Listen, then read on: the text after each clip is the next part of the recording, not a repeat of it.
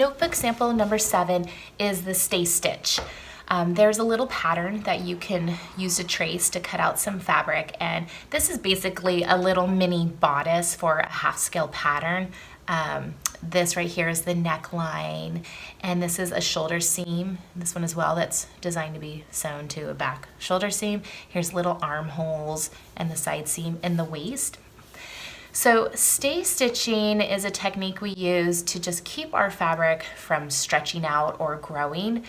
You'll notice it'll probably be one of the first steps in many home patterns that you buy. It'll go ahead and tell you to stay stitch certain seams. And those seams are those, well, they're not seams.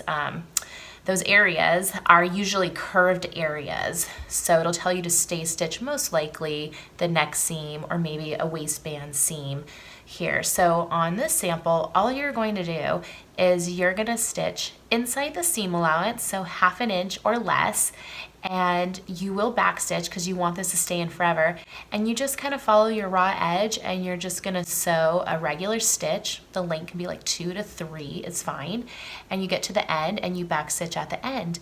And all that does is that it just sews our little threads together so that they don't unravel and grow and stretch out. That's basically it. So it's super easy to do. So I'll start at the top, I'll backstitch, and I'm going to go all the way around the neck and backstitch when I get to the top.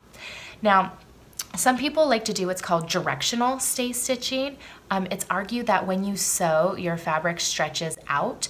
So people will start at the top of their garment, backstitch, sew, and then they'll stop when they get to the bottom and backstitch. And then they'll come here at the top and backstitch, and then sew, stop at the bottom and backstitch. That way, if it did stretch out, we can kind of fix it at the bottom hem instead of it being kind of a wonky shape at the neck. So those are two different styles.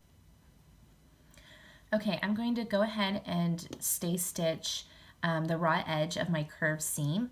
I'm gonna stay stitch 3/8 inch from the raw edge. So this line right here is 3/8 inch. So I'm going to try to line up my curve against this engraved line.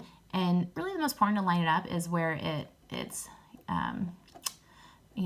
perpendicular from our needle, because I know curved, it's going to be a little bit a ways from the line down here and up there, but I really want to make sure that where the needle is, my raw edge is touching that engraved line. That's 3/8 inch. In a perfect world, I'll try my best. Okay, so here we go. Here's my fabric. I'm lining it up to the 3/8 inch engraved line. I'm going to put down my presser foot. So my presser foot is now holding my fabric securely. And I'm going to go ahead and backstitch. So I'm going to take a couple stitches forward. Okay, and now I'm going to backstitch.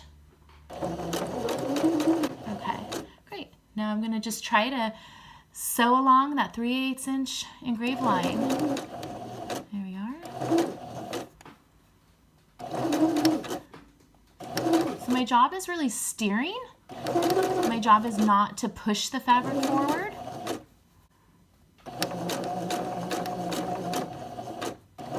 And when I get to the end, I'm going to backstitch. Great. Okay, so I've completed the stay stitch.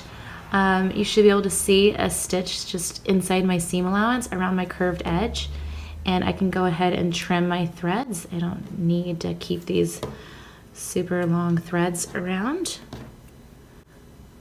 Okay, get the back side too. Okay, great. So we stay stitched our seam. That's it.